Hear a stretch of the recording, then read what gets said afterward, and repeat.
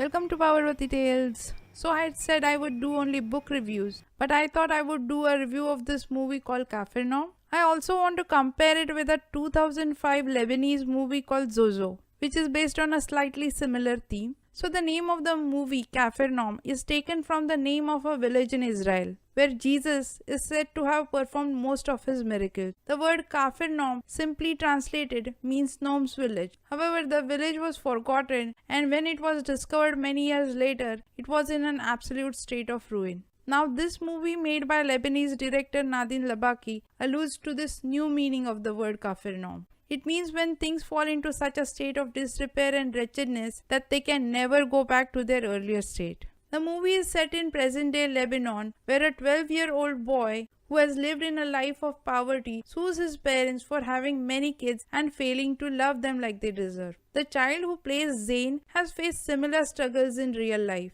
and boy does it show in his work. You have to wonder if this 12-year-old is acting or merely reliving his experience. Zain al-Rafi manages to become a child a moment, and in the next moment, he can be seen struggling with issues of adulthood. His puberty and his change in emotions are merely an addition to the other frustrations of his life. Despite this depressing sounding ambience, the movie doesn't become pessimistic, as Zain's constant struggle with whatever life throws at him keeps us hooked to the plot. Although Zain seems unattached to most of his family, he is attached to his sister's hair. And the only thing that Zain knows is that his sister's menstruation could get her married to a much older man. And Zain's solution to this problem is to ask his sister to keep it hidden. Overall, Zain's life is full of struggles for the basic, such as food, clothing and shelter. So it is amazing that what he craves for most is love and attention. His want for a parent is so strong that if he doesn't have a caring parent,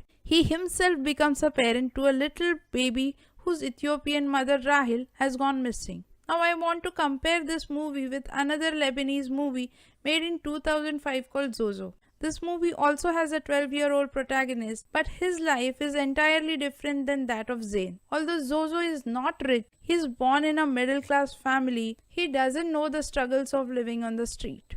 And even though surviving in the civil war that devastated Beirut, Zozo still has time to fall in love. With only an elder sibling at home, he has received love and attention from his family. And even after his family dies, after a short struggle, he is moved to his grandparents in Sweden. There, his struggle is with identity and race and coming to terms with it. It is not an easy life, but it is still better than what Zain has. Now, in connection with these two stories, there is a hidden untold story, which is how did the civil war impact on those who were extremely poor like Zain? Is the family's poor status somehow a result of the civil war? How did Zain's parents, who must have been a young married couple at the time, cope with the civil war? Did they go through a post-war trauma like the baby boomer generation of America? Did that make them keep having kids without a stable source of income? As such, answers to these questions could provide an insight into the parents' side of the story.